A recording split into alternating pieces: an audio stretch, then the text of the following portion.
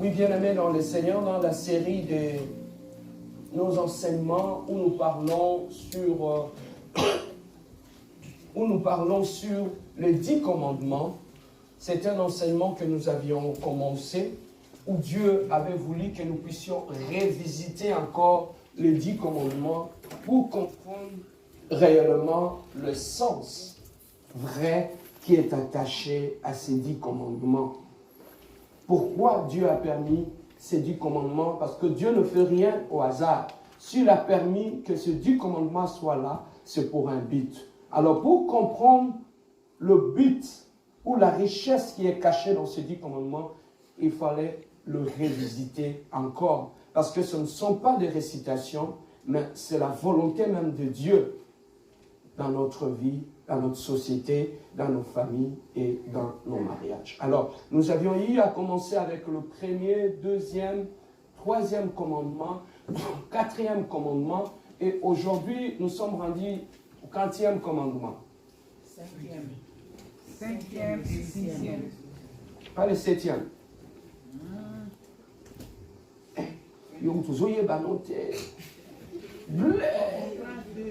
Tu régales les gens. Les commandements, c'est quoi? Nous allons exploiter aujourd'hui le 5e et le 6e commandement. Alors, le 5e commandement, qu'est-ce que la Bible nous dit? Est-ce que c'est quelqu'un qui connaît le 5e commandement? Le 5e commandement. Tu ne tueras pas. Amen. Hein?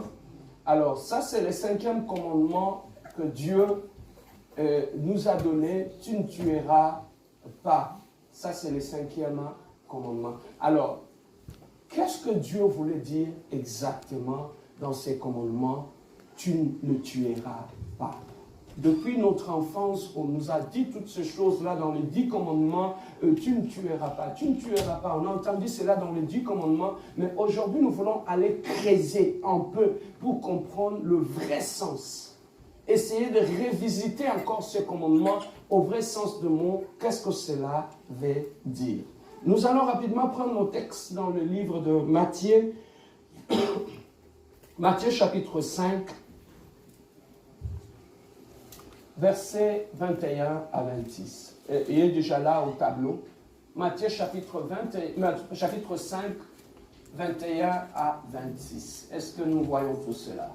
Alors je vais le lire et vous allez me suivre.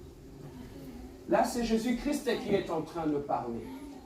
Vous avez entendu qu'il a été dit aux anciens, tu ne tueras point.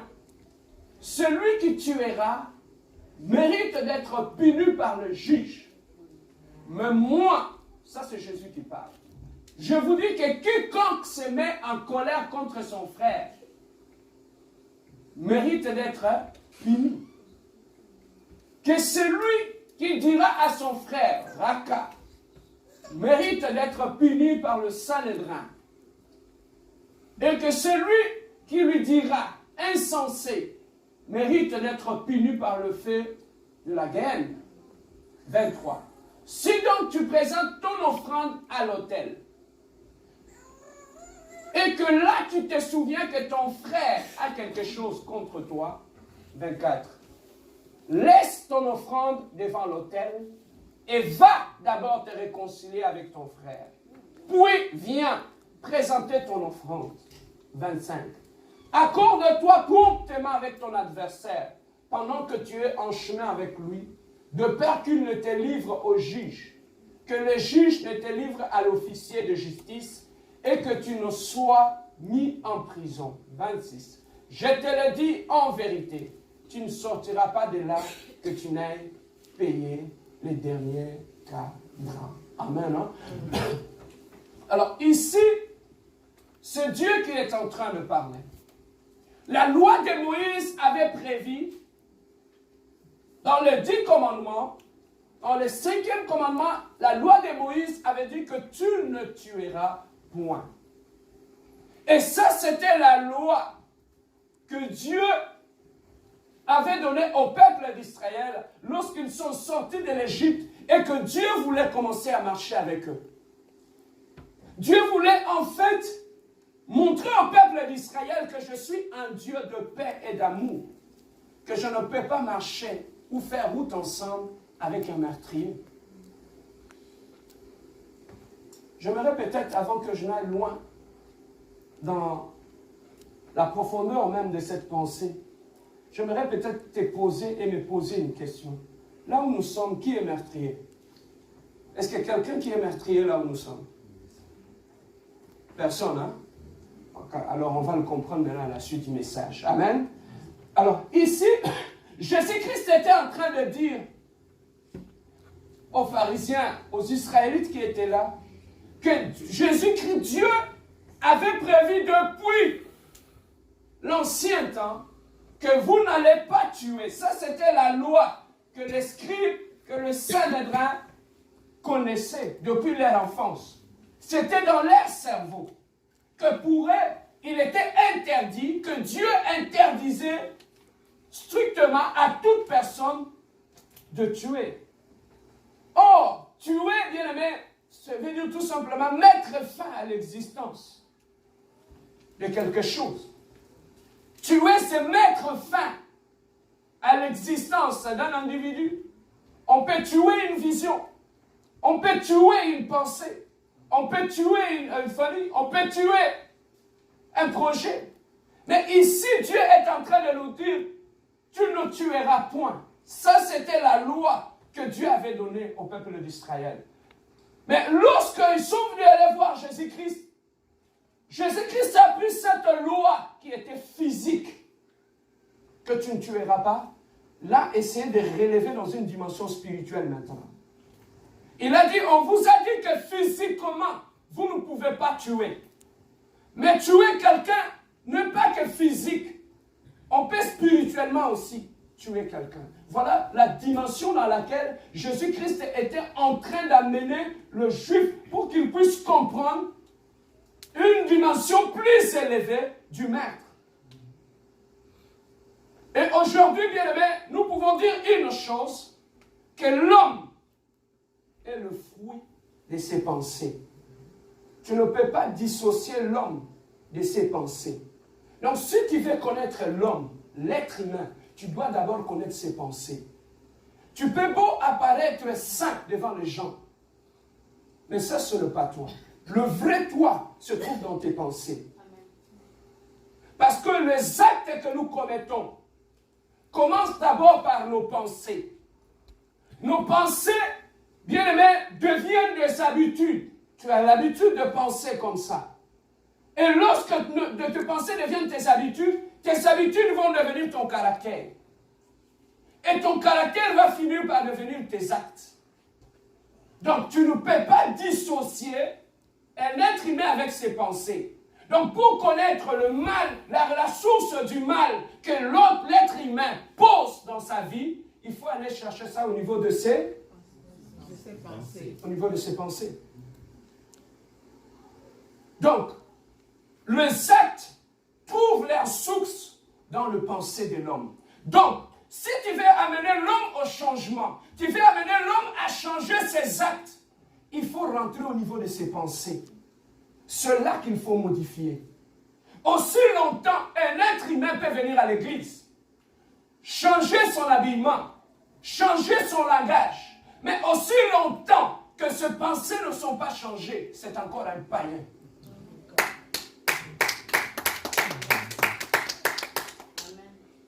Vous êtes là au point. Aucune église. Amen, hein? Amen. Donc, nous comprenons une chose, qu'aujourd'hui, l'église est composée de païens. Il y a peu de chrétiens. Il y a beaucoup de païens.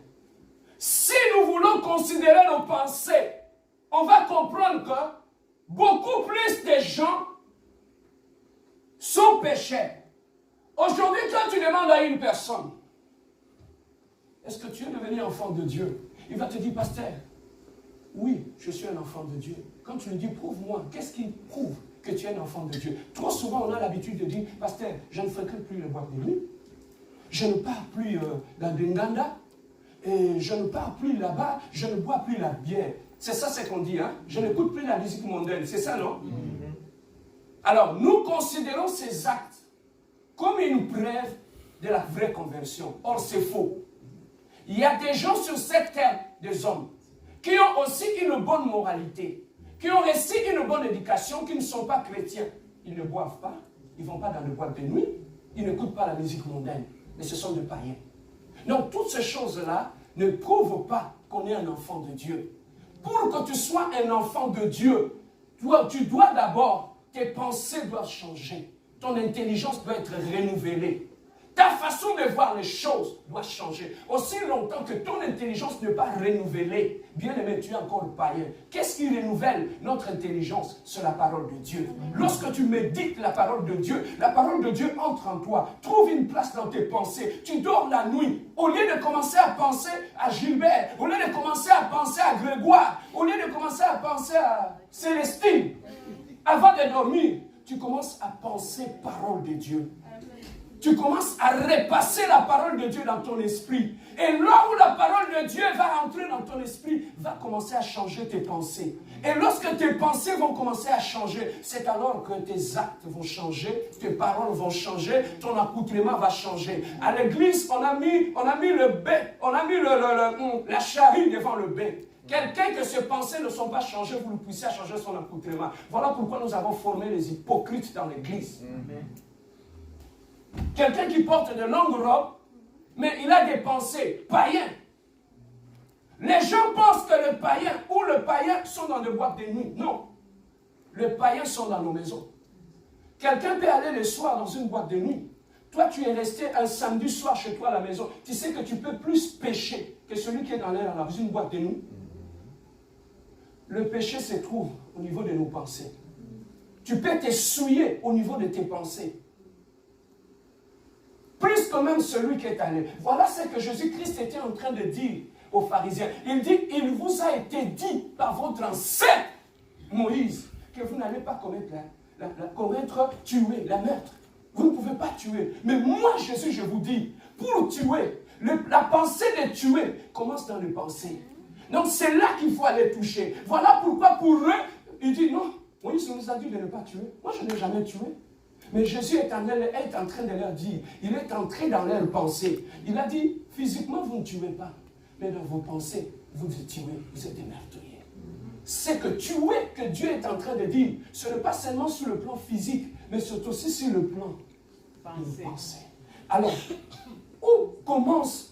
qu'est-ce que Dieu appelle réellement tuer? J'ai été surpris quand je méditais sur ce texte. Dieu dit, le meurtre ne commence pas lorsque tu prends un couteau, tu tues ton frère ou ta soeur. Le meurtre commence par la colère. La Bible dit, ici il dit, mais moi je vous dis, quiconque se met en colère contre qui? Son frère. Il a déjà tué. Es-tu un meurtrier? Oui. Nous sommes des meurtriers. Oui. Le langage a changé maintenant. Vous connaîtrez la vérité et la vérité vous affranchira. La parole de Dieu t'aide à comprendre ta vraie identité. Nous sommes des meurtriers. Monsieur Stoboumak, même là, je suis en train de me battre contre ça. La conversion, ce n'est pas quelque chose de ponctuel. La conversion dans la vie d'un chrétien est progressive.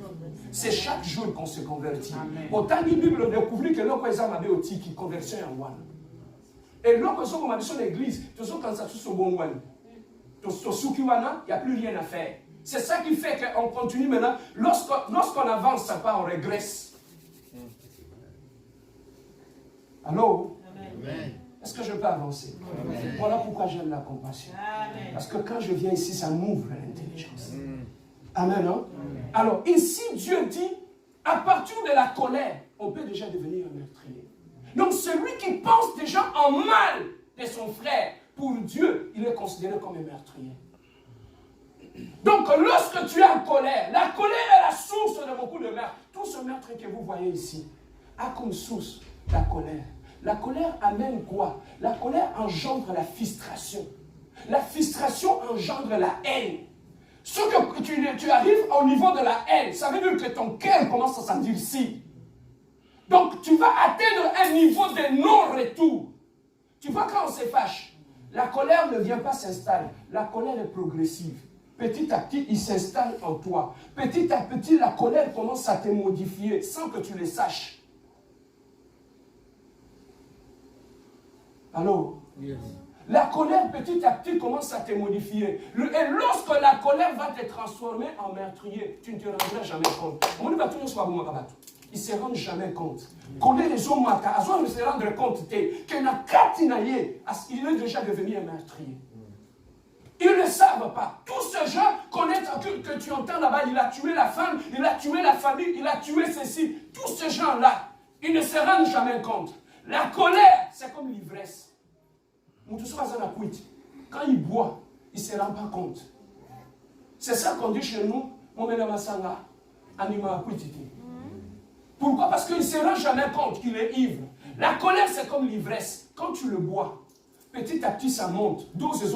Jusqu'à un moment donné, ça va endurcir ton cœur. Et lorsque ça endurcit ton cœur, automatiquement, tu deviens insensible à tout.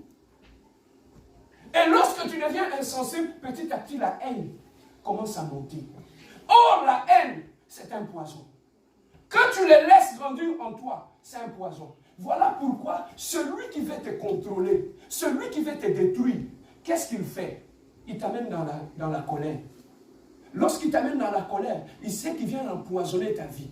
Et ces poisons que tu as avalés, ça va continuer à monter, empoisonner ton âme, empoisonner ton esprit et empoisonner ton corps.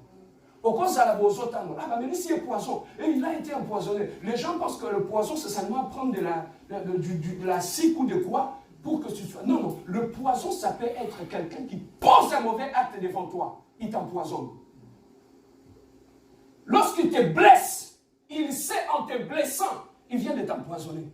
Aux autres, on a poison dans nous autres. Poison, on a ça, haine, ça va commencer à te ronger. La haine va toucher ton âme, ton corps et ton esprit. Il n'y a rien de plus dévastateur que la colère. Parce que la colère te détruit en 3 dimensions. La colère détruit ton corps. Comment? Lorsqu'il empoisonne ton corps, ça développe des maladies. Hypertension, hypotension, problème, dépression. Ça, c'est la colère qui commence à empoisonner le niveau de ton corps. Et ton corps devient malade. Les gens pensent que le poison, c'est seulement prendre beaucoup de quinine ou des choses comme ça. Non. L'empoisonnement, quelqu'un peut être empoisonné en te blessant. Lorsqu'il te touche dans ton amour propre, il sait ce qu'il fait. Il t'a empoisonné. Beaucoup de gens sont en train de se trimballer avec des poisons dans leur corps. Est-ce que là où tu es, regarde ton voisin, Dieu le papa, tu n'as pas de poison. Et le poison va continuer à détruire ton corps. Tu vas voir, à force d'être dans la colère, dans la haine, tu commences à tomber malade. La dépression commence à s'installer. Ça commence à te modifier chaque jour. La colère te modifie. Il modifie même ton sommeil. Tu n'as plus de sommeil profond. À cause de la colère, tu commences à flotter. Là, ça touche au niveau de ton corps d'abord. À un moment donné, au niveau de ton corps, ça modifie même ton langage. Et bien, du coup, changer. Ah, c'est la personne que tu étais. Tu avais un autre langage. Le nom comme un langage. Oui, tu vois, les amis, quand tu leur donnes confiance, le monde est toujours comme ça. Hein? Quand tu aides les gens, voilà ce que je récolte. Voilà ce que je fais. C'est parce que la haine a modifié même ton fonctionnement. Tu étais quelqu'un qui aimait aider les gens. Tu étais gentil avec les gens. Tu étais quelqu'un qui aimait sourire. Mais la colère t'a empoisonné, t'a modifié. Maintenant, tu ne souris plus. Maintenant, ce qui sort de ta bouche, c'est la haine. Quand tu as été trompé par un fiancé, il peut t'empoisonner aussi. Lui, il peut partir. Il t'a déçu. Mais tu es resté avec ces poisons. Tu te trimbales partout avec. Et ces poisons-là, même quand tu as un autre fiancé, ça peut aller empoisonner ta nouvelle relation. On y bassine ça. Tu vois les femmes? J'ai tout donné. Elle m'a déçu. Mais maintenant, quand tu vas aller épouser une pauvre belle femme de l'église de la compassion, hein? Tu épouses une belle sœur de la compassion, une fille Elle est comme Rebecca. Une belle fille. Isaac ne peut que le trouver là où il y a un puits d'eau. Isaac a trouvé sa femme là où il y avait un puits d'eau. Une belle femme, pour les trouver, on le trouve à côté d'un puits d'eau. Or, le puits d'eau, c'est la parole. Une femme est toujours. Si tu veux épouser, papa, n'allez pas épouser. Abraham a dit petit, mon fils, c'est mon fils. S'il veut épouser, il ne va pas épouser n'importe quelle femme. Il a dit à Éliazar, mon serviteur, va dans notre pays, va chercher une femme pour mon fils. Et il a dit, lorsque tu iras, tu trouveras à côté d'un puits d'eau. Et là où Éliazar est parti, il a trouvé une femme à côté d'un puits d'eau. Éliazar a dit, est-ce que tu peux me donner à boire? Je vais donner aussi à mes bêtes. Papa, une femme qui est assise à côté d'un puits d'eau, qu'est-ce qu'elle a fait? Elle est allée dans le puits, elle a pris de l'eau, elle a donné à Éliazar. Elle est rentrée, elle a pris de l'eau, elle a donné même aux bêtes qui étaient avec Éliazar. Il leur a donné de l'eau. Lorsque tu trouves une femme à côté d'un puits, elle distribue de l'eau. Amen. Là où les hommes qui sec là. Mais lorsque tu épouses une femme qui n'est pas à côté d'un puits d'eau, papa, il va te distribuer pendant la haine, la colère, le désespoir, il va te les donner. Pourquoi? Parce qu'elle ne donne que ce qu'elle a. Voilà pourquoi nos sœurs de la compassion, vous êtes dans un puits d'eau. Vous êtes là où il y a la parole. Vous êtes... Oh, je parle avec les cassés. Oh, je parle avec les cassés. Ton Isaac arrive. Dieu a permis que tu sois là où il y a un puits d'eau. Parce que c'est là que ton Isaac va te rencontrer. Ton Isaac va te rencontrer ici.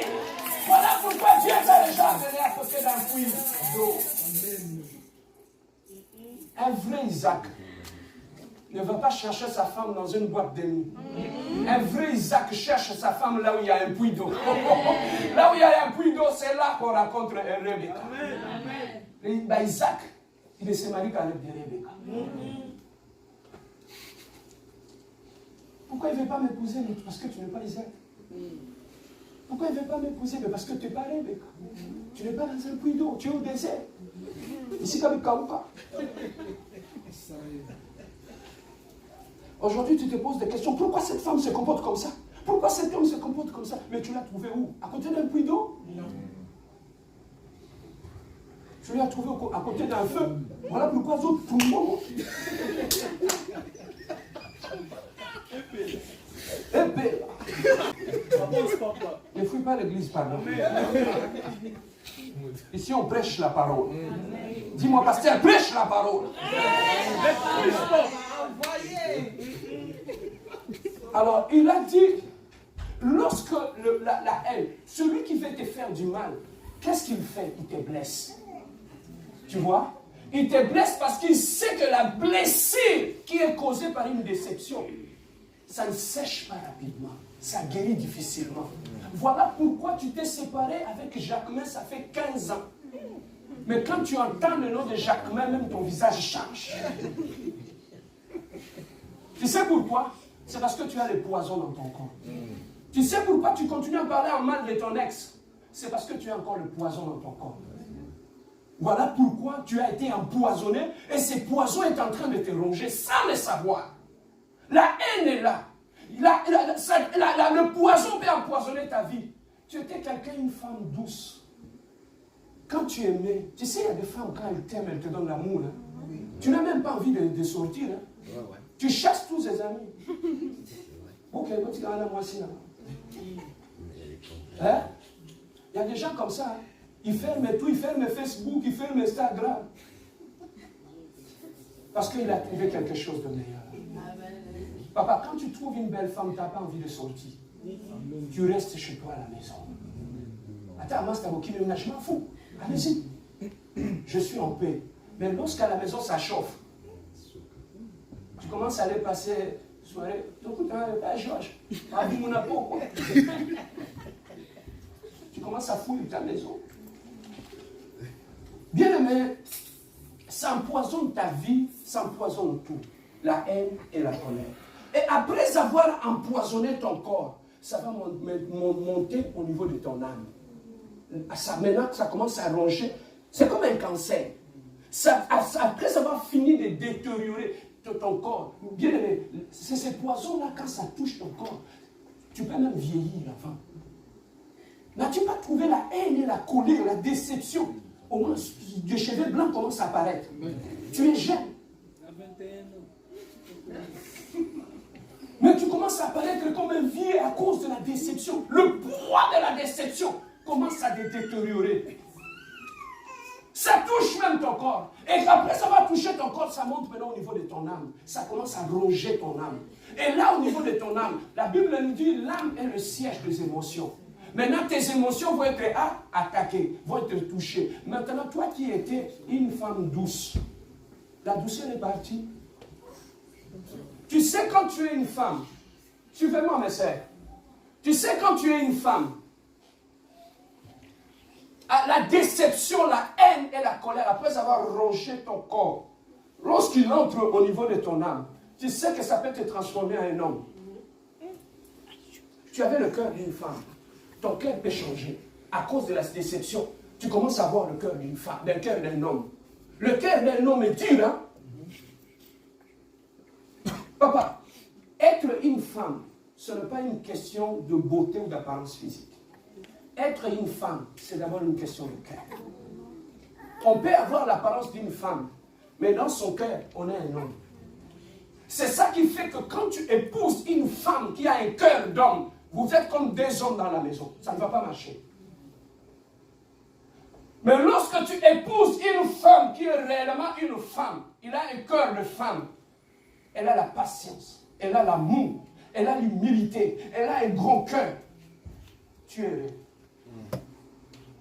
Tu es heureux. Je parlais avec un frère, il me dit, pasteur, j'ai comme l'impression, je suis devenu gay. J'ai dit, comme gay. Il dit, pourquoi? Il dit, pasteur, un gay, il ne sort qu'avec les hommes, n'est-ce pas? Oh oui, à la maison j'ai un homme. Voilà pourquoi chez nous on vit comme des gays. Mais quand tu nous vois dehors, c'est comme l'homme et la femme. Je dis, comment ça? Il dit, ma femme, elle est devenue comme un homme. Elle n'a pas de douceur. Même je t'aime, ma femme. Est-ce que tu le dis? Hein? Il y a des couples, même bonne nuit, ils ne se disent pas, avant de dormir. Chacun il monte dans son coin. Il pas dans tatami. Chacun il tourne dans son coin. Il ne se regarde même pas. Mais dis-moi maintenant, est-ce que ça c'est un couple d'un homme et d'une femme? Quand tu dors avec un homme, est-ce que j'ai besoin de te regarder? Regarde dans mon coin. Encore une belle pelle, on dit ma casse. Alors c'est ça qui fait que quand vous êtes entre hommes, des gens qui sont normaux, il n'y a pas d'attraction. Il n'y en a pas. Pourquoi? Parce que vous êtes des hommes. Mais quand on met le sexe opposé, il y a l'attraction. Mais maintenant, où est partie l'attraction? Parce qu'un de vous est devenu soit une femme, soit l'autre est devenu un homme. Voilà pourquoi l'attraction est partie. Oh, quelqu'un dit prêche-moi, pasteur. Tu peux sans le savoir, à cause de multiples déceptions, ma sœur, tu peux aussi devenir un homme.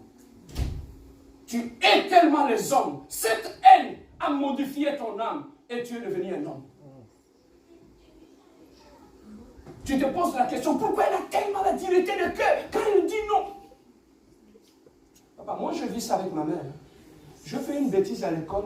Mon père m'a dit, va dormir, tu ne vas pas manger. Je suis parti dormir. La nuit, j'entends la porte de ma chambre.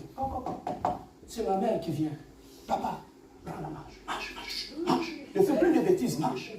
Je mangeais la nuit, elle a pris l'assiette, elle est allée remettre dans la chambre. Je me suis posé that question.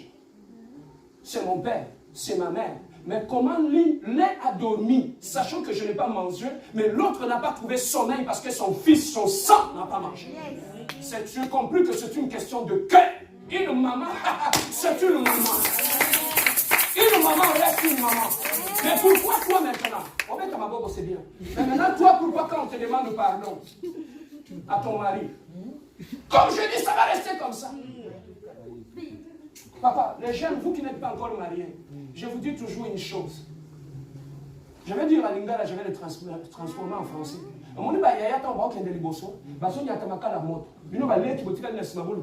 Amen. Je n'ai rien dit. Amen. Je n'ai rien dit. Amen, papa. Va méditer ça à la maison. Si tu n'as pas compris, demande les aînés qui sont là. Onyati makala moto wapi. Nous papa dit pas parler la Bible. Alors, lorsque ça touche ton âme, il y a aussi des hommes, il n'y a pas que de femmes. Il y a aussi des hommes à cause de la déception. Il devient un gueux. Il n'a plus de l'amour pour les femmes. Les femmes m'ont tellement déçu. Je commence à aimer les hommes. Tous ces gens que tu vois là, il y en a d'autres, c'est une conséquence d'une déception amoureuse. Et qui les ont changé leur nature, ils sont devenus d'autres personnes. Alors, lorsque ça touche ton âme, l'âme est le siège des émotions. Lorsque le poison touche ton âme, ça modifie tes émotions. Ça bannit l'amour, ça bannit l'affection, ça bannit tout. Voilà pourquoi les gens qui ont été trop déçus dans leur vie, ils ne donnent jamais l'affection à leur mari ou à leur femme. C'est qu'il y a des hommes qui ne disent jamais je t'aime à leur femme. C'est comme je vous avais dit l'autre fois, j'ai un ami au travail, je dis papa, prends ton appareil, écris un texto à ta femme, je t'aime ma chérie. Il a envoyé un texto à sa femme qui est au travail, travaille à l'hôpital. La femme a dit, je t'aime ma chérie. Elle a rappelé directement. Oui, allô, tu as fait une bêtise. Hein? Tu as fait une bêtise, je crois. Hein?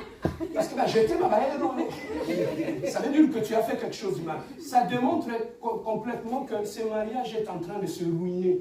Il y a des gens qui sont jeunes, mais ils forment un couple de vieux. Ils vivent comme de vieux. Est-ce que comment je t'aime? C'est seulement que lorsque tu veux demander.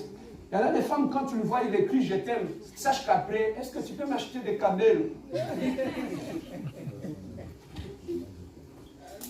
Alors, quand ça touche ton âme, ça détruit ton âme. Après avoir touché ton âme, ça monte dans ton esprit. Et lorsque ton esprit est empoisonné, c'est fini. L'esprit, ça veut dire, est la source de l'intelligence. Tu vois, l'intelligence, ça vient de notre esprit. Et lorsque ton esprit est empoisonné, c'est ça qu'on développe, c'est qu'on appelle la malicité. Tu deviens malin. Tu deviens doué. Tu développes ce que j'appelle l'intelligence du mal. Il y a des gens, même quand tu lui demandes un conseil, il n'a pas de bon conseil à te donner. Mais si tu veux faire du mal à quelqu'un, tu lui demandes un conseil, il est astucieux. Tu vois comme il t'a fait ça, toi, ne fais pas comme ça. Fais ceci, et là tu vas le détruire. Mais pourquoi quand on te demande de bons conseils, incapable de donner un bon conseil? Il y a des gens qui sont comme ça. Lorsqu'une femme veut détruire son mariage, il y a deux femmes dans cette ville, elles sont très douées à montrer à ta femme comment détruire le mariage.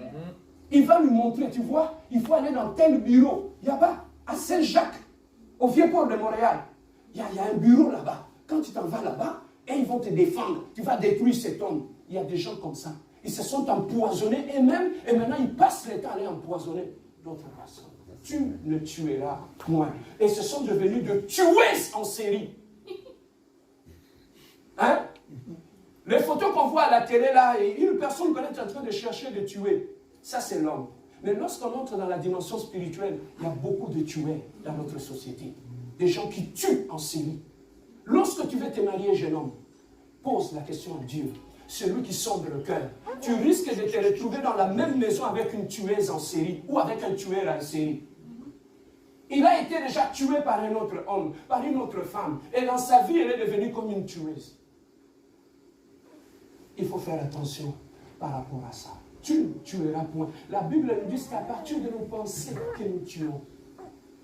À partir de la colère que nous pouvons être meurtriers. Maintenant, pose-moi la question. Pasteur Serge, est-ce qu'un chrétien ne peut pas se fâcher? Oui, un chrétien peut se fâcher.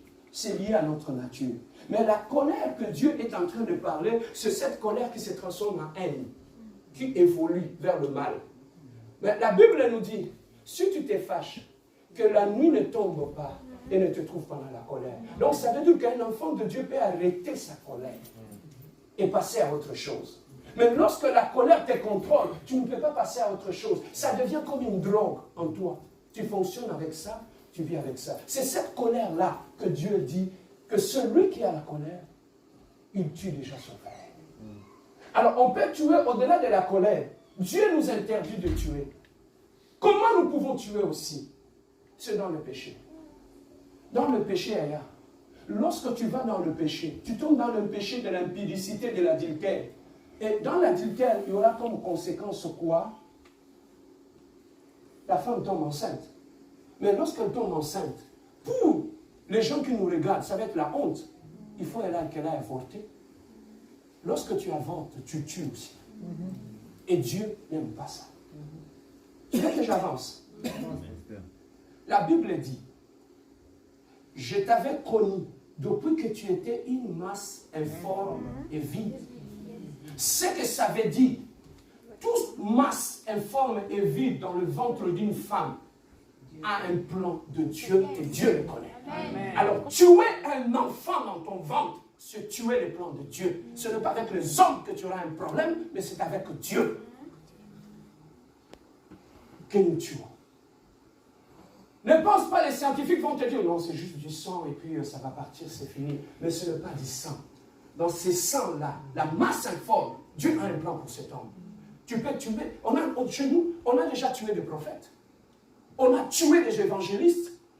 On a tué la personne. Il y a beaucoup de gens qui souffrent aujourd'hui parce que tu as tué cet enfant que Dieu avait mis dans ton ventre, qui allait t'aider dans toute ta vie. Parmi tous tes enfants, celui qui allait t'aider, tu l'as tué. Voilà pourquoi tu es perdu.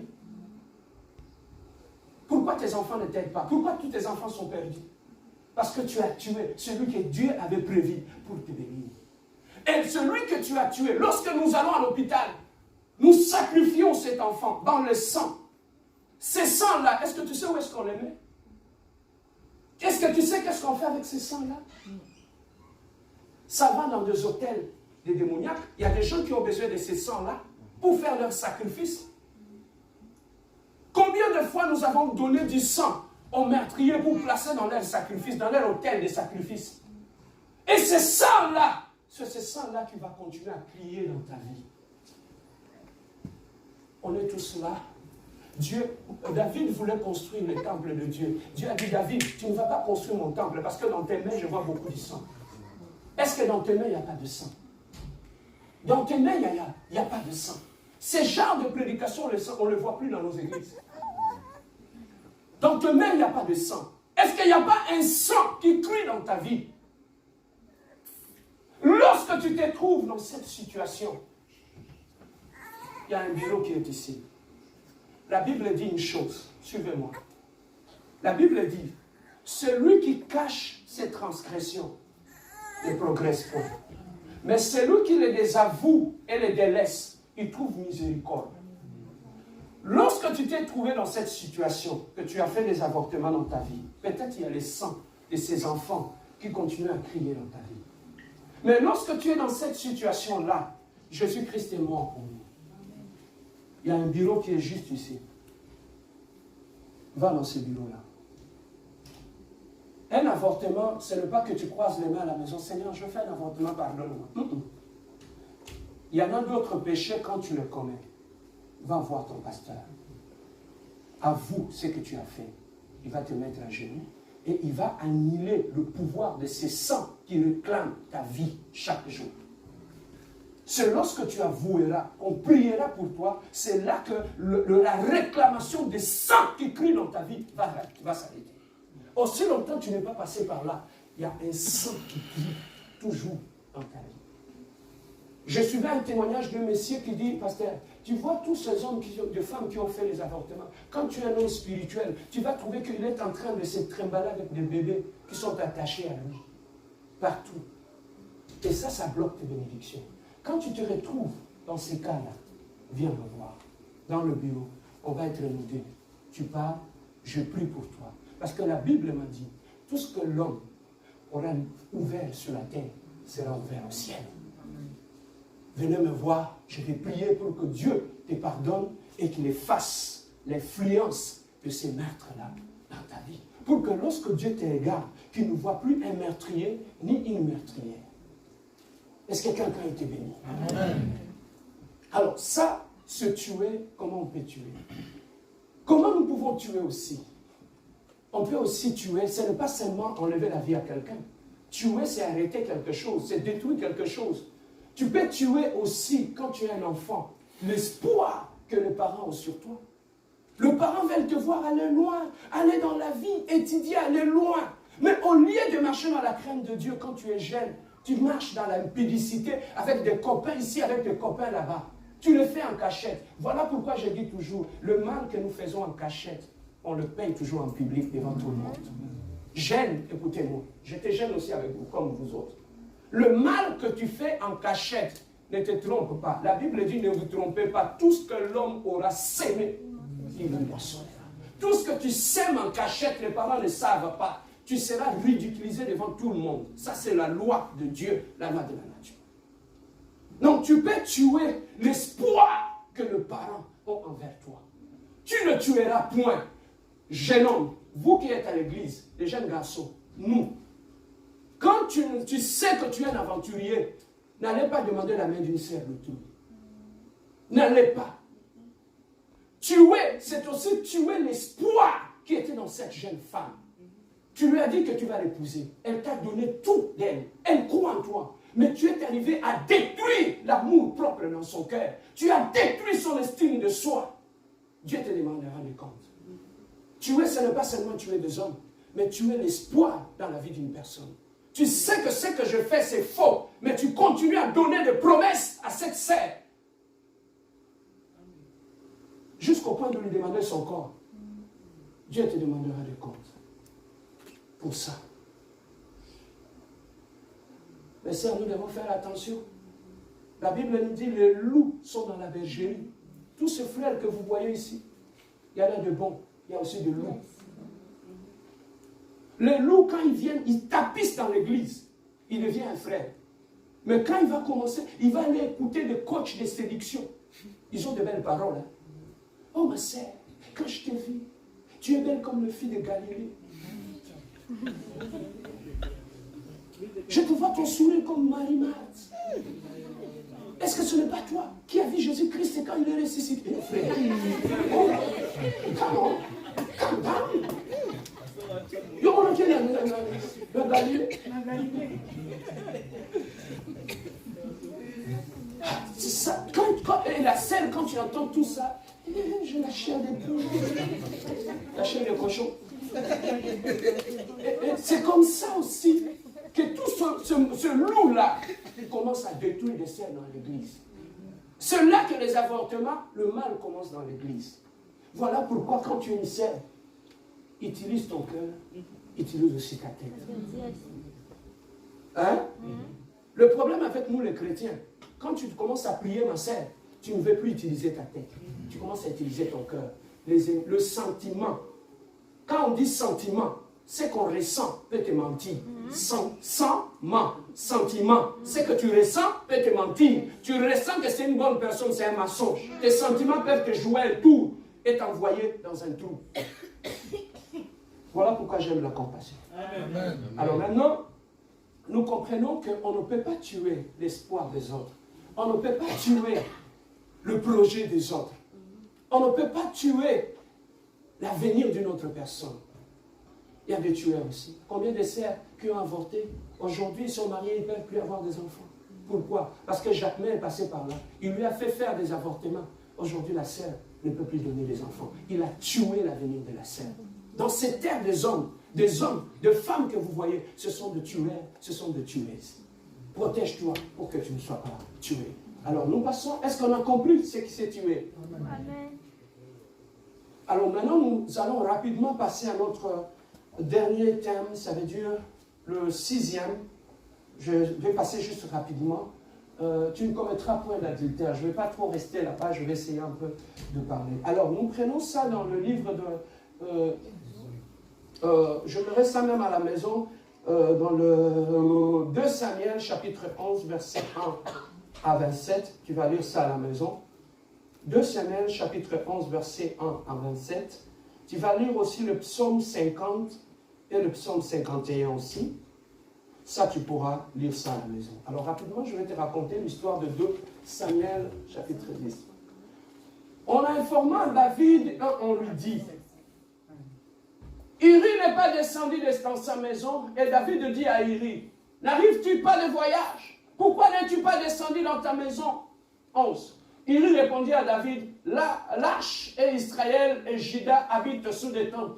Mon Seigneur, Joab et les serviteurs de mon Seigneur campent en rase campagne, et moi j'en entrerai dans ma maison pour manger et boire, et pour coucher avec ma femme. Aussi vrai que tu es vivant et que ton âme est vivante, je ne ferai point. Je ne ferai point. Bien aimé, cette histoire rapidement, on nous parle de l'histoire de David. David, un soir, il était debout dans sa maison, les autres étaient en guerre, et lui, il était debout sur le balcon de sa maison. Pendant qu'il était sur le balcon de sa maison, il regardait la nature. Pendant qu'il regardait la nature, subitement, au loin, parce que lui, il habitait comme un balcon plus élevé, et plus loin, il voit une femme qui s'est là. Une très belle femme, qui a enlevé tous ses habits, qui est en train de se laver. Et David, quand il a observé, il a vu, le péché commence dans nos pensées. Les pensées commencent à fonctionner. David a commencé à aimer cette femme, parce qu'elle avait un très trop joli corps. Elle a commencé à aimer le corps de cette femme, elle a commencé à envier le corps de cette femme. Et cette envie lui a déjà amené sur le terrain du péché d'adultère. Il avait déjà commis l'adultère dans ses pensées juste en observant une femme d'autrui qui était en train de prendre bain. Et après l'avoir observé, il s'est approché de la femme, et cette femme, c'était la femme d'Uri. Il était son soldat. Israël était en guerre. Et le mari de cette femme était en guerre, la femme était restée au village. Et qu'est-ce que David a fait? Il a mis la main sur cette femme. Il commençait à sortir avec cette femme, alors que David était marié. Et pendant qu'il sortait avec la femme d'Uri, son militaire, la femme s'appelait Bathsheba. Il sortait avec cette femme. Et pendant qu'il sortait avec cette femme, la Bible nous dit, la femme est tombée enceinte. Voilà pourquoi je dis toujours, Yaya, tu peux choisir ton péché. Oh, j'aime beaucoup ces péchés-là. Ces péchés-là, je n'aime pas. Tu peux choisir ton péché, mais tu ne choisiras jamais les conséquences de ces péchés. Tu peux connaître un péché, mais tu ne connaîtras jamais les conséquences qui vont venir après ces péchés-là. Tu peux laisser ton corps à un homme ou à une femme. C'est bien beau. C'est un péché, tu le sais. Tu aimes ces péchés, mais tu ne maîtriseras jamais ce qui va arriver après. C'est ça qu'on sera surpris. C'est ça qui est arrivé à David. Tu peux choisir un péché, mais tu ne choisiras jamais les conséquences qui viendront avec ces péchés dans la vie. Alors David a aimé la femme. Il a couché avec cette femme-là. La femme est tombée enceinte. Maintenant, qu'est-ce qu'il faut faire? La femme d'autrui est tombée enceinte. Qu'est-ce qu'il faut faire? David, il a commencé à chercher dans ses pensées. Directement, il a dit, c'est à cela qu'il a compris que cette femme était une femme d'autrui. Qu'est-ce qu'il a fait? Il a appelé Joab. Joab, c'était le commandant de son armée. Il a dit, moi, il s'est dit à lui-même, j'ai péché. Mais pour que je sois protégé, j'ai la dignité, j'ai un roi, je suis un roi, j'ai la dignité, j'ai la royauté en moi. Aujourd'hui, si ce peuple apprend que je suis tombé avec une femme de mon militaire et que je l'ai mise enceinte, quel va être mon honneur? Va être ma dignité. Voilà pourquoi je dis toujours, tu sais qu'il y a beaucoup de fois, nous avons fait des avortements, non pas parce que je n'ai pas voulu cet enfant-là, mais c'est parce que je vais protéger mon honneur. Qu'est-ce que les gens vont dire? N'est-ce pas? Et comment vous me regardez comme ça? On les fait, non, c'est par honneur, non? Je vais protéger mon honneur, n'est-ce pas? Voilà pourquoi si les gens apprennent que je suis tombé enceinte, cet homme ne m'a pas épousé, ceci m'a épousé, et comment les gens vont réagir? C'est ça qui fait que lorsque, pour protéger ton témoignage, ton image, l'homme est capable de tuer. Pour protéger son témoignage, il faut faire attention avec l'être humain. L'être humain, pour protéger son témoignage, son image, son orgueil, il est même peut tuer. Voilà pourquoi tu entends ces histoires de poison. Derrière tout ça, c'est l'orgueil de l'homme. Il faut que moi je monte pour que l'autre s'efface.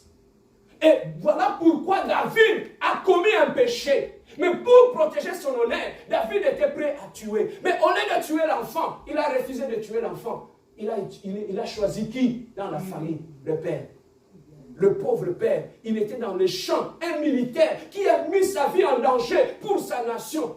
Et lui ne savait rien, un innocent. Alors que dans la maison, sa femme avait triché. Et c'est lui qui était condamné à mort. Voilà comment le monde est méchant. Tu ne connais rien.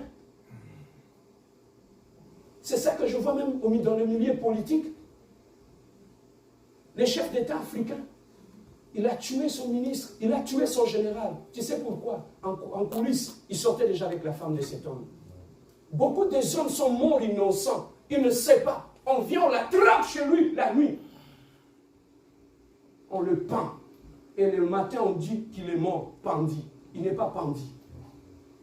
Il a payé le prix de la bêtise de quelqu'un d'autre dans la vie. Voilà pourquoi s'il faut que tu te maries, marie-toi bien.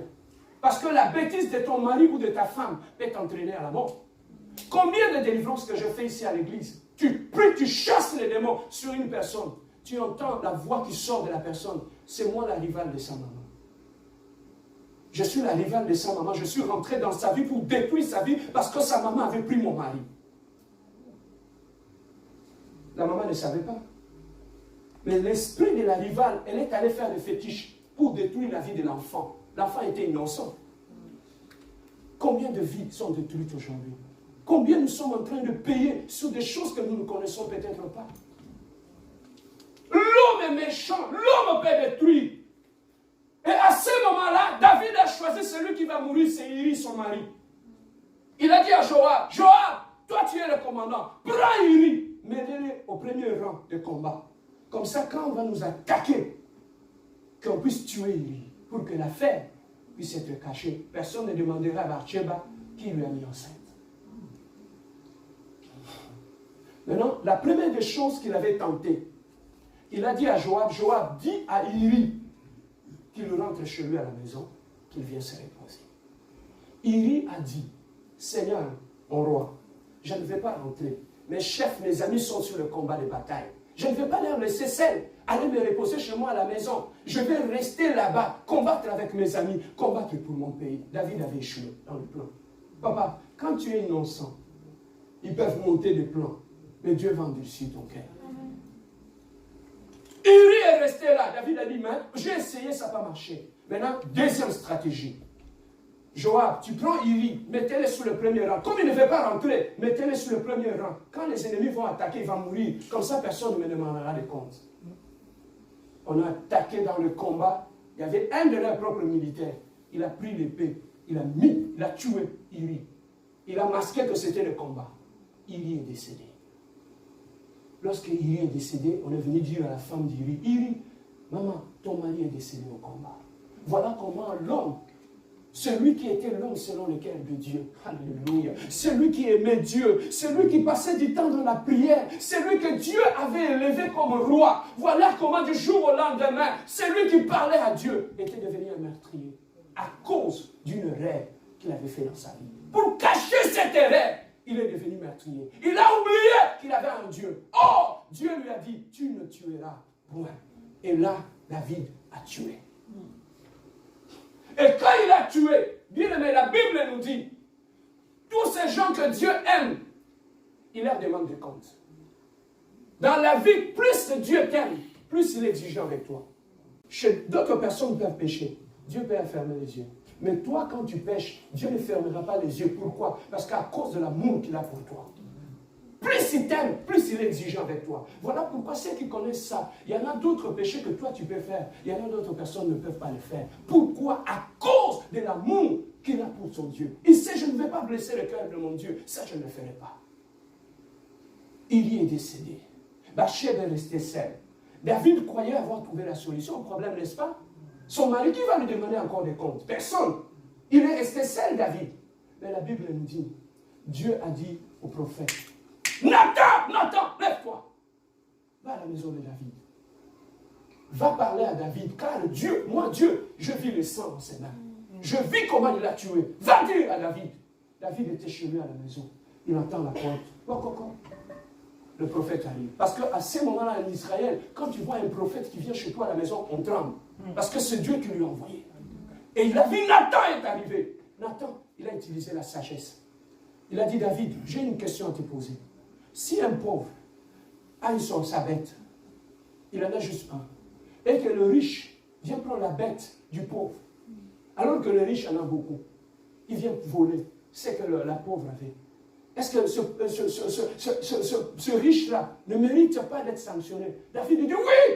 Lui, il est riche, il a tout. Mais comment il peut aller prendre quelque chose qui appartenait à un pauvre? Il mérite la mort, cette personne.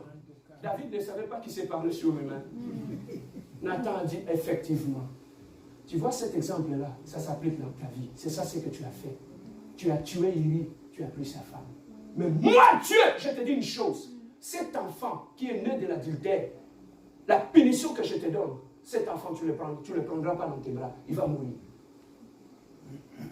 Ainsi dit l'Éternel. David, là où il était, il a enlevé les habits. Il a porté les sacs. Il a dormi par terre.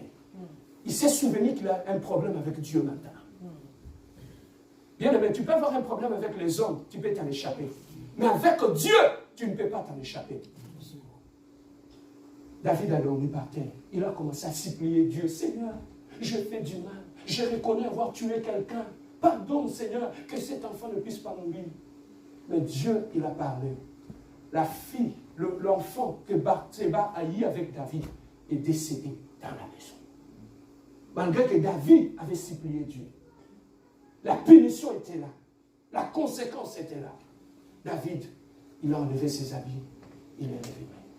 Mais bien aimé dans le Seigneur, voilà pourquoi Dieu nous parle aujourd'hui du problème de l'adultère. L'adultère dans la vie amène toujours beaucoup de conséquences. David est tombé dans l'adultère, un adorateur de Dieu, un roi qui avait tout. Mais tout simplement, à cause d'un péché, il était devenu meurtrier. Bien aimé, dans la vie, on ne sait jamais. Lorsqu'on reste plus dans le péché, tu peux devenir un meurtrier. C'est ça que j'ai compris maintenant. On se pose des fois des questions à l'église. Mais ce frère, il fait bien la modération. Mais comment se fait-il qu'il est allé engrosser une fille? Mais lorsqu'on s'expose à des tentations, Yaya, écoutez-moi, je vais vous dire un secret que moi j'utilise. Si tu veux bien être fort sur cette terre des hommes, tu dois connaître tes faiblesses. Alors, tu dois connaître tes faiblesses. Lorsque tu connais tes faiblesses, tu sais où est-ce que je peux m'arrêter. Parce qu'au-delà de cette ligne, je vais tomber. Même un serviteur de Dieu, tu dois savoir tes faiblesses. On a ses corps, on a des faiblesses. Il faut savoir qu'à tel niveau, c'est une faiblesse. Je donne un exemple. Si tu as une faiblesse au niveau du sexe, tu sais que sexuellement, je ne suis pas fort. Je dois me discipliner, n'est-ce pas? Pour ne pas tomber toujours dans le péché. Et comment je peux me discipliner? Je ne peux pas me retrouver dans un endroit seul avec une femme. C'est ça la sagesse. Mais maintenant, qu'est-ce qui arrive? On fait semblant. On se croit qu'on est fort. Et on ne connaît pas nos faiblesses. Voilà pourquoi, comme tu ignores tes faiblesses, tu vas aller tomber dans le tout. Quand tu conduis là dans la rue, il y a des dos d'âne. Avant d'arriver à un dos d'âne, il y a des plaques de signalisation. Il te signale à quelques mètres qu'il y a un dos d'âne qui est là. Tu fais quoi? Tu réduis, tu ralentis, tu réduis ta vitesse pour ne pas cogner les dos d'âne. Mais maintenant, c'est ça ce qui te manque dans ta vie. Tu n'as pas de plaques de signalisation. Voilà pourquoi tu cognes les dos d'âne, tu tombes dans le tout. Pourquoi? Parce que tu ne lis pas les plaques de signalisation dans ta vie. Voilà pourquoi tu fais des erreurs. Tu peux acheter une belle voiture, tu peux le détruire le même jour lorsque tu ne lis pas les plaques de signalisation. Dans la vie comme nous sommes là, nous avons des plaques de signalisation. Dans ton esprit, lorsque tu vas tomber dans l'adultère, les courbes, il y a le check engine qui va s'allumer, qui va commencer à flasher. Personne ne dit, non, pasteur, je ne sais pas. Je me suis retrouvé là, maintenant les habits étaient partis, et tout était parti. Paf. Dieu Angelo. Non, on le sait. Quand je quitte ma maison, on est conscient de ce que je suis en train de faire. Le signal s'allume.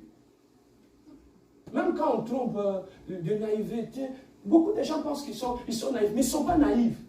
Ils se font naïfs, ils ne sont pas naïfs. Écoute, tu ramasses un gars, il t'amène au restaurant, il t'achète de beaux habits, il t'achète des parfums, il t'appelle chaque soir. La finalité, c'est quoi? Ma sœur, la finalité, c'est quoi? Ah, ça pour la maman, non? C'est ton cousin? Il commence à me demander des affaires bizarres.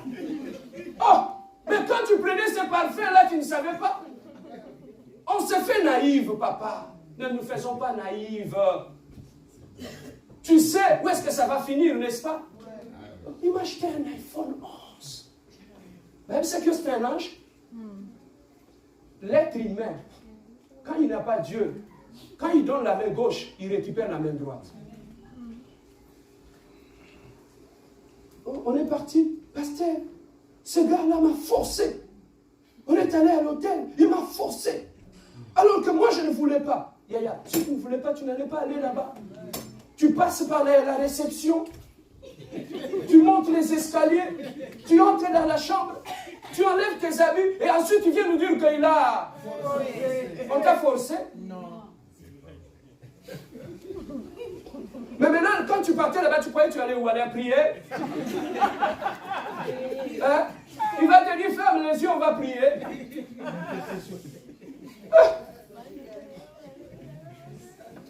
Voilà pourquoi j'aime la compassion. Ah ouais. On apprend, on rit, on se régale. Tu ne commettras point d'adultère. L'adultère peut causer beaucoup de problèmes et détruire des vies et détruire des familles. Nous qui sommes mariés, pour terminer, nous devons rester fidèles à nos femmes. Amen. Parce qu'un simple plaisir de 2 minutes peut détruire l'avenir de tes enfants, peut t'amener dans de meurtres. Comme David ne savait pas, il est allé coucher avec une femme, il ne savait pas que plus tard, il y aura le meurtre, il y aura Dieu, il y aura beaucoup de choses. Un simple plaisir, voilà pourquoi j'ai dit, tu peux choisir ton péché, mais tu ne peux pas choisir les conséquences qui arrivent avec ces péchés. Soyons prudents dans la vie. Est-ce que quelqu'un a été béni? Amen. Le sang, il m'a fait du mal, il m'a fait ceci, il t'a empoisonné.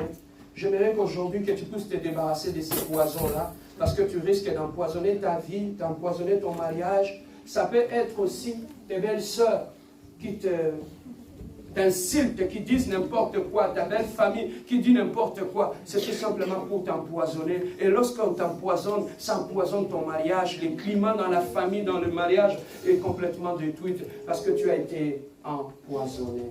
Mais aujourd'hui, bien-aimé, combien de gens que nous avions tués? J'aimerais qu'avant de sortir d'ici, que tu puisses pardonner à cet homme qui t'a laissé.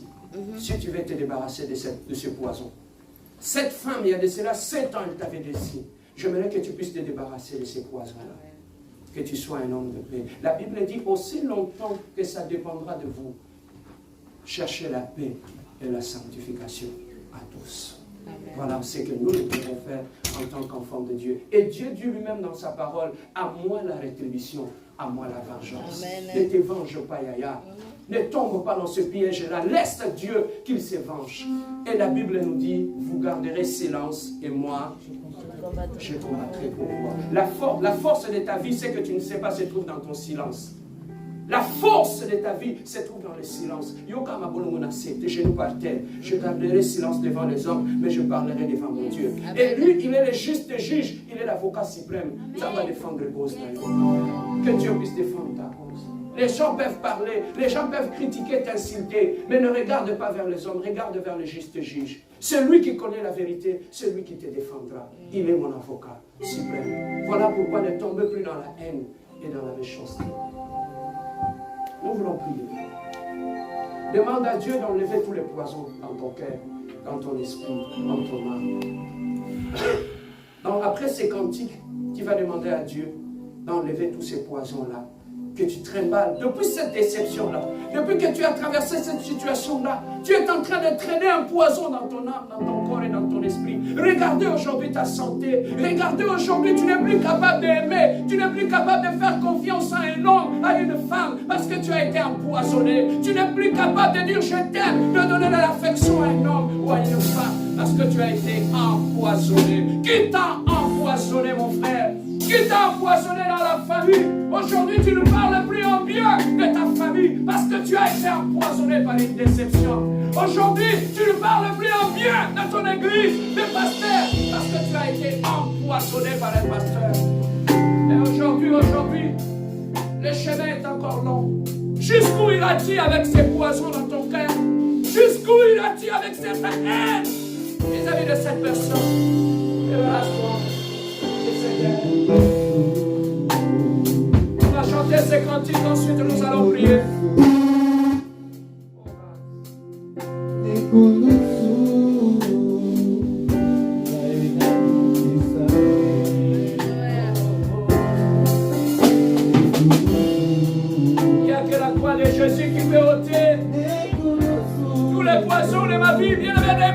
ce fardeau ici dans cette église. Dieu t'a parlé. Dépose ces fardeaux.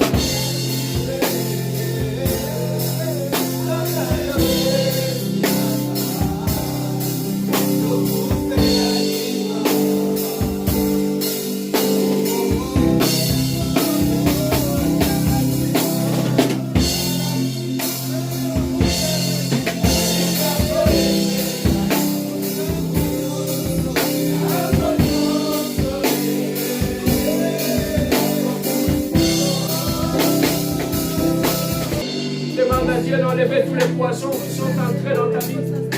Depuis ta jeunesse, toutes les mauvaises paroles que tu as entendues qui ont empoisonné ta vie. Demande à Dieu d'enlever dans ton cœur, dans ton esprit et dans ton cœur. Demande à Dieu, demande à Dieu, demande à Dieu. Toutes les insultes et l'humiliation que tu as entendues depuis ton enfance et qui ont empoisonné ta vie. Demande à Dieu, Seigneur, enlève les poissons. Enlève ces poissons qui mélangent de l'intérieur. Enlève ces poissons qui ont enlevé en moi la joie de vivre.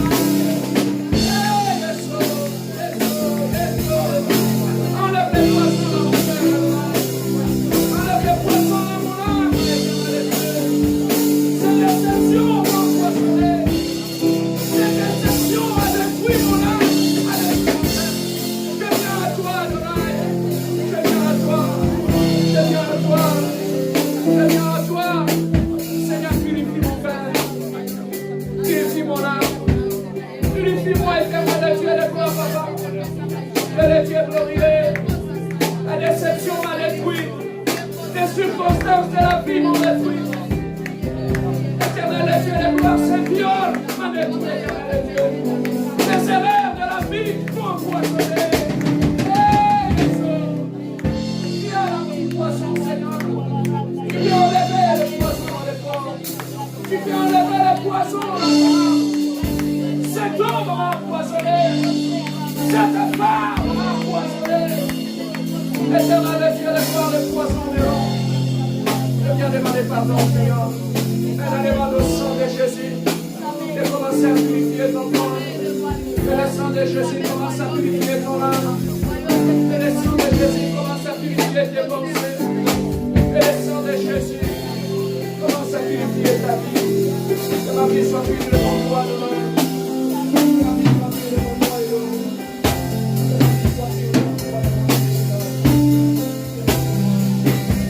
Lave-moi, lave-moi, éternel Dieu.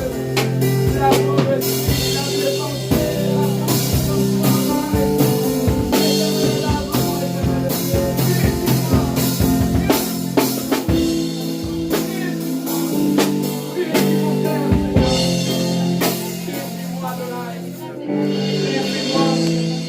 cette déception a détruit ton cœur. Tu vis avec un poison dans ton corps. Voilà pourquoi tu as du mal à pardonner. Tes pensées sont affectées. Depuis ton enfance, ce poison est en train de te ronger. Dis-lui, Seigneur, purifie mon cœur. Purifie-moi, éternel Dieu, dans mes erreurs, dans mon passé. Le mal était rentré. Purifie-moi, Seigneur, je vais repartir à zéro. Donne-moi un nouveau cœur, une nouvelle pensée, Seigneur Jésus. Éternel, que le mal ne m'atteigne pas, que le mal ne me condamne pas, que le mal n'influence sur ma vie, éternel Dieu. Je commence à fonctionner par rapport à cette question. Demande à Dieu Demande à Dieu de te libérer de cette déception. Demande-lui, dis-lui, Seigneur, libère-moi de cette déception. Tu es peut-être devenu prisonnier de cette déception. Dis-lui, Seigneur, libère-moi des chaînes de cette déception.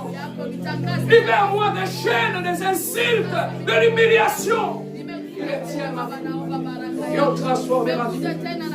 Demande à Jésus, toi qui vois tout, qui connais tout, Seigneur Jésus. Libère-moi, Seigneur Jésus, de ce poids. Dépose ce poids au pied de la croix. Dis-lui, Seigneur, le poids de cette déception, je le dépose. Tu as perdu la joie de vivre. Tu as perdu la joie. Tu as perdu la joie. Ta santé commence à être affectée. Dépose cela au pied de la croix. Que tout celui qui est chargé, fatigué, épuisé, fais-le au pied de la croix. Alléluia. Déposez ton problème au pied de la croix. Jésus est capable de prendre ton fardeau et te donner un nouveau cœur. Mets tes mains sur la poitrine, je vais prier pour toi. Je ne connais pas, je ne sais pas ce que tu as vécu dans ta vie. Mais je vois beaucoup de tristesse dans ton cœur à cause de ce poison, jour après jour, que tu ne savais pas qui rongeait ta vie. Depuis ta jeunesse, aujourd'hui tu étais une personne joyeuse, aujourd'hui tu as perdu la joie de vivre. Tu pleures deux fois la nuit à cause de ces poisons dans tes pensées. Tu ne vois plus ta vie clairement. Tout devient sombre et noir à cause de la poison de cette déception qui me ronge. Seigneur Jésus, je prie pour mon frère. Tu as dit dans ta parole, tu as envoyé ta parole et la parole les a guéris. Seigneur, que cette parole puisse guérir le cœur de mon frère. Le cœur de ma sœur soit guéri. J'applique le sang de Jésus sur sa vie. Seigneur, j'anéantis tout le pouvoir de ces poisons liés à la déception dans son cœur, dans son âme, dans son esprit éternel de Dieu. Seigneur, qu'il soit nettoyé de la tête jusqu'aux pieds et purifié dans son âme. Éternel, j'enlève le racine du mal lié à la déception, Seigneur. Maintenant que la vie entre en toi, que la vie entre dans ton cœur, que la joie puisse revenir dans ta vie, que la paix puisse revenir dans ta vie, que tes pensées soient nettoyées et purifiées dans le nom précieux et puissant de notre Seigneur Jésus-Christ. Nous disons Amen.